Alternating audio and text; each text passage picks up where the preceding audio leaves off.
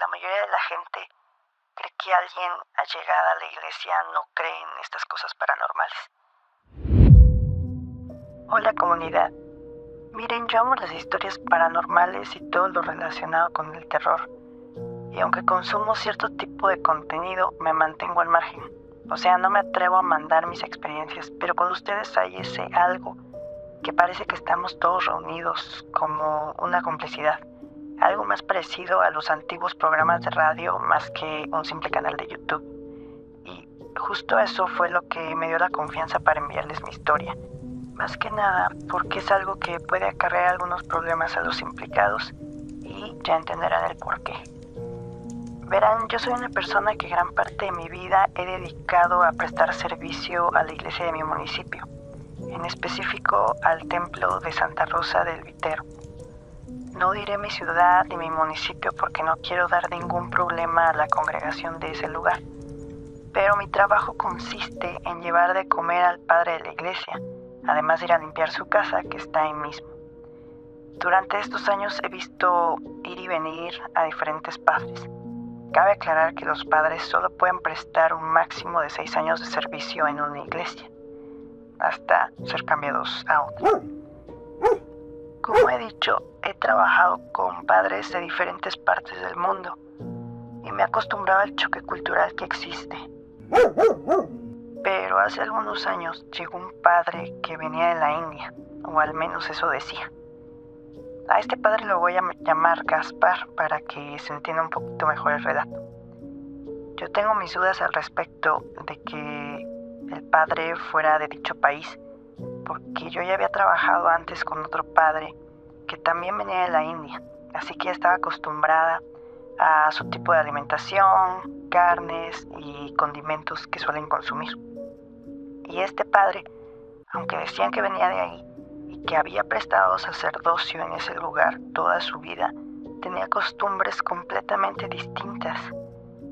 Pero lo extraño no era realmente eso, sino que en cuanto comencé a limpiar la casa sacerdotal, él me dejó bien claro que había una habitación a la que yo no podía entrar. La dejaba siempre cerrada con llave y eso me pareció raro, pero yo lo respeté. Con el tiempo fui teniendo más confianza con él y él conmigo, pero justo esa confianza hacía que me comenzara a pedir cosas raras. En una ocasión me pidió llevar una cabeza de cerdo completa. Él me aseguró que quería cocinar algo y comenzó a darme muchas explicaciones respecto a una receta. Seguro habrá visto mi cara de duda o miedo, por eso se soltó a explicarme todo eso y todas esas cosas de cocina. Y como dicen las mamás, entre más explicas, más culpable te ves. Pero bueno, yo simplemente se la llevé. Y días después le pregunté respecto al guisado que quería preparar. Pero dijo que le había quedado muy mal y lo había decidido tirar. Tiempo después me llega a pedir algunas bolsas de sal. Aquí quiero aclarar que casi siempre él comía solo. Casi siempre comía solo y a veces con algún invitado. No sé para qué necesitaba tanta sal, pero yo se la llevé. Da igual, me pedía velas, incluso velas de colores. Obvio, al llevar tanto tiempo dedicada a la iglesia, sé que en los ritos católicos no necesitas velas de colores, pero aún así se lo llevé con mis reservas. En todo el tiempo que el padre estuvo trabajando en la iglesia, el lugar se sentía muy pesado. Todo el tiempo hacía frío. Así fuera el día más caluroso, siempre hacía un frío. Tanto que hasta podía verse el vapor de tu respiración. Cuando me llegaba a quedar a limpiar su casa, yo me quedaba completamente sola y siempre escuchaba murmullos, pero ni siquiera parecían ser en español. Parecían ser en otro idioma que la verdad no sabría ni describir y mucho menos identificar. También era muy común escuchar cómo jalaban muebles, como si los arrastraran, como si arrastraran una mesa pesada. Eso yo estando en la iglesia. Y me sentía muy valiente y muchas veces comenzaba a rezar y ya. Incluso hablaba con eso que estaba ahí. Le decía que esa era la casa de Dios y tenía que irse. Y si era un alma, le pedía a Dios que se la llevara con él. Pero todo esto empeoró cuando esos murmullos comenzaron a escucharse en mi casa. Incluso mi esposo los pudo escuchar. Una madrugada en que escuchamos súper fuerte y claro como abrían la puerta del zaguán. Nos asustamos tanto que mi esposo se paró para ver qué había sido y no había nadie.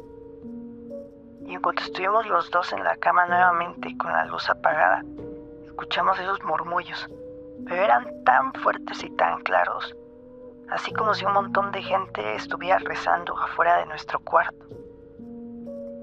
Mi esposo intentó grabarlos con el celular, pero no se lograron grabar. Lo extraño de esa grabación es que se puede escuchar una voz que, según yo, no es la mía y tampoco la de mi esposo, que dice: no se puede grabar esto.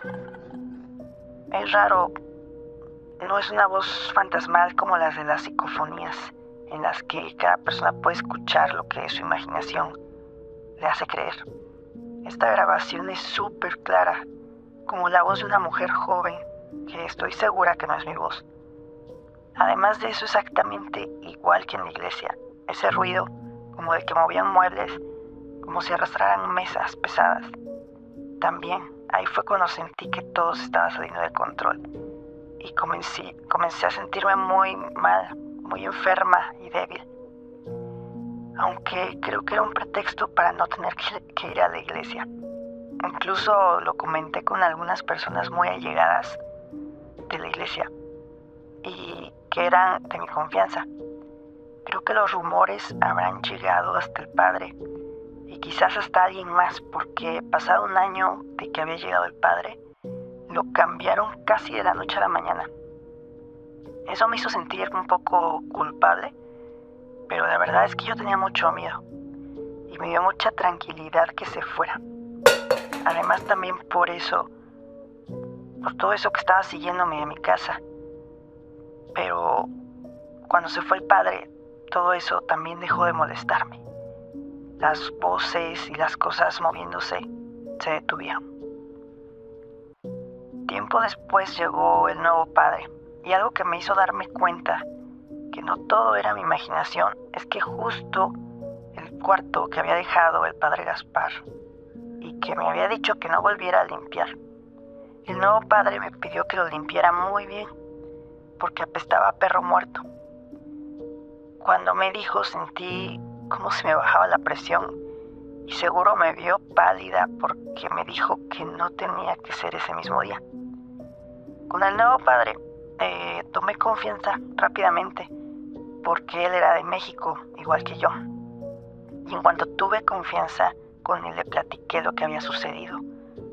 Y él, como la mayoría de los padres, intentó ser muy correcto y solo me contó en confidencia que había encontrado el cráneo del cerdo en el cuarto que olía tan mal. También encontró trozos de velas. Me dijo que había padres, principalmente de Medio Oriente, que tendían a practicar santería. Bueno, si es que así se les puede decir, ya que mezclaban el cristianismo con cosas de sus propias religiones y costumbres de su lugar de origen, y que probablemente se habían enterado de eso en el decanto y por eso lo habían cambiado. Pero me dijo que no debía preocuparme porque él siempre que llegaba a una nueva iglesia hacía oración por quien se había ido y por todos los feligreses que conocería. Eso me dejó más tranquila. Pero aún así, aún recuerdo ese padre y me da miedo el imaginar que seguramente pudiera estar haciendo lo mismo en otra congregación. Y bueno, esa es mi historia. Espero les guste. Y sé que la mayoría de la gente cree que alguien allegada a la iglesia no cree en estas cosas paranormales. Pero ya me daré el tiempo de contar algunas otras experiencias que he tenido trabajando en la iglesia. Y creo que al contrario, el estar tan cerca de la iglesia es lo que me ha hecho creer más en lo paranormal.